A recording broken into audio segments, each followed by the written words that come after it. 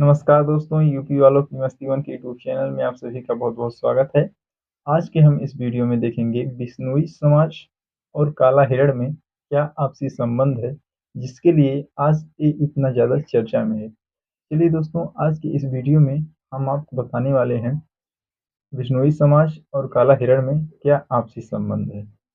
दोस्तों, बात करें हम सन 1998 की, जब राजस्थान के जोधपुर में स्थित एक छोटे से गांव कांकड़ी में बॉलीवुड के कुछ अभिनेता और कुछ अभिनेत्रियां जाते हैं फिल्म की शूटिंग के लिए, और वहां पर काले हिरण का शिकार होता है। इससे एक समुदाय अर्थात बिश्नोई समुदाय काफी आहत होता है। आज के इस वीडियो में हम समझेंगे कि काला हिरण बिश्नोई समाज के लिए इतना क्यों महत्वपूर्ण है, क्योंकि इसी समुदाय के एक व्यक्ति द्वारा बॉलीवुड के एक अभिनेता को लगातार आज भी धमकियां दी जा रही हैं। तो वास्तव में इसके पीछे ऐसे कौन से तथ्य हैं जो इस समुदाय के लिए इस काले हेयर को इतने महत्व को दर्शाता है। साथ ही हम अन्य पक्ष को भी देखेंगे जिसकी चर्चा आज भी हो रही है, जो हमारे लिए परीक्षा उपयोगी है। बिश्नोई समाज, काला हिरण और थार वन्यजीव के संबंध में गुरु जम्भेश्वर जी के क्या सिद्धांत थे। बिश्नोई शब्द दो शब्दों से मिलकर बना है, 20 प्लस 9। 20 मतलब होता है 20 संख्या, और 9 मतलब होता है 9, यानी 20 और 9 मिलकर होते हैं 29। ये 29 सिद्धांत थे जिसको गुरु जम्भेश्वर जी ने दिया था। बिश्नोई समुदाय की स्थापना 15वीं शताब्दी में गुरु जम्भेश्वर जी ने किया था। ये समुदाय धार्मिक और पर्यावरण प्रेमी समुदाय है। बिश्नोई समुदाय की स्थापना 15वीं शताब्दी में गुरु जम्भेश्वर जी ने किया था।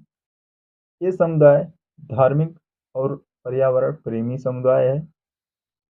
अगर हम इन 29 नियमों में देखें, कुछ नियम ऐसे प्रत्यक्ष रूप से सीधे-सीधे दिखाई देते हैं, जो प्रकृति से जुड़े हुए हैं। सीधे-सीधे प्रकृति से जुड़े हुए हैं। साथ ही साथ आयुर्वेद जीव-जंतु के कल्याण के लिए और जीव-जंतुओं के दया भाव से जुड़े हुए हैं।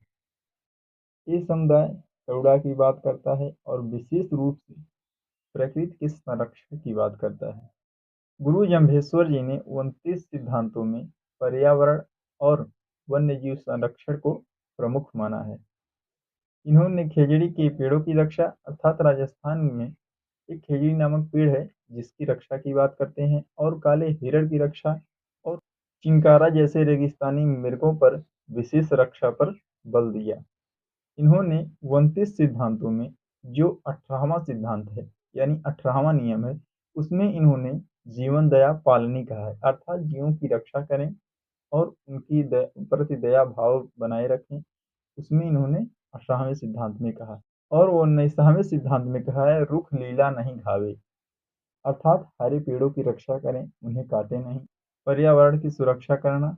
और इसी समुदाय से एक आंदोलन जो चला था, चिपको आंदोलन, वो भी बहुत महत्वपूर्ण है, जो इसी समुदाय से संबंधित है।